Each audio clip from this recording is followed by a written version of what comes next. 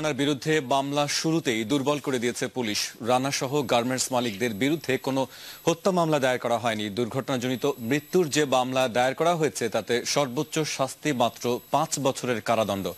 আর এই মামলা জামিনযোগ্য। আইনজ্ঞরা এই মামলাকে হাস্যকর উল্লেখ করে মামলা দুর্বল করার জন্য দায়ী করেছেন পুলিশকে। সভার প্রতিনিধি নাজমুল হুদাকে সঙ্গে নিয়ে হারুনুর রশিদের বিশেষ রিপোর্ট। রানা প্লাজা ধসের ঘটনায় মৃত্যু আর আহাজারির কোনো জবাব নেই। ক্ষুব্ধ ও শোকার্ত মানুষের তাই একটি দাবি, ভবন মালিক সোহেল রানা, তার বাবা আব্দুল খালেক এবং যেসব গার্মেন্টস মালিক জোর করে শ্রমিকদের ভবনের ভেতরে ঢুকতে বাধ্য করে তাদের সর্বোচ্চ শাস্তি মানে ফাঁসি দিতে হবে। কিন্তু সবহারা মানুষের এই দাবিতে পানি ঢেলে দিয়েছে পুলিশ। সাভার থানা পুলিশ যে মামলা দায়ের করেছে তা হত্যা মামলা নয়। দণ্ডবিধির ৩০৪-এর ক ধারায় দুর্ঘটনাজনিত মৃত্যুর মামলা এটি। তাতে শাস্তির পরিমাণ খুবই কম। আর ইমারত আইনে রাজুকের করা মামলায়ও মামুলি শাস্তির বিধান রয়েছে। এখানে যেটা দেখছি যে ৩৩৭, ৩৩৮, ৩০৪-এর ক এখানে যে মামলাটা হয়েছে তাদের যদি শাস্তি হয় তাহলে পরে সেই শাস্তির পরিমাণ হচ্ছে ৫ বছরের কারাদণ্ড অথবা অর্থদণ্ড কিংবা 2 ধরনের দণ্ডই দেয়া হতে পারে। এই মামলাকে আইনজ্ঞরা হাস্যকর বলে তা সংশোধনের কথা বলেছেন।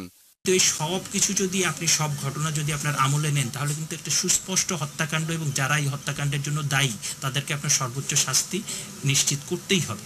এত বড় একটা ঘটনায় আসলে যে প্রাথমিক তথ্য বিবরণী কিংবা এফআইআর আমরা দেখছি আমাদের সামনে রয়েছে সেটা আসলে খুবই হাস্যকরই আমি বলব। ঢাকা জেলা পুলিশ সুপার মামলার এই ত্রুটির কথা স্বীকার করেছেন। তবে তিনি দাবি করেন চার্জশিটে ৩০২ ধারায় হত্যাকাণ্ডের অপরাধ সংযুক্ত করা যাবে। নিছক দুর্ঘটনা হলো আপনার ৩০৪-এর ক এবং রাস্তায় যেটা মারা যায় সেটা হলো ঘটনার পরে আমাদের মামলা নিয়েছি। প্রাথমিক ইনফরমেশনে যা পেয়েছি সেটা নিয়ে মামলা করা হয়েছে। এরপরে তদন্তে যে ধরনের অপরাধী আসুক সেই ধরনের অপরাধের ব্যবস্থাই গ্রহণ করা হবে।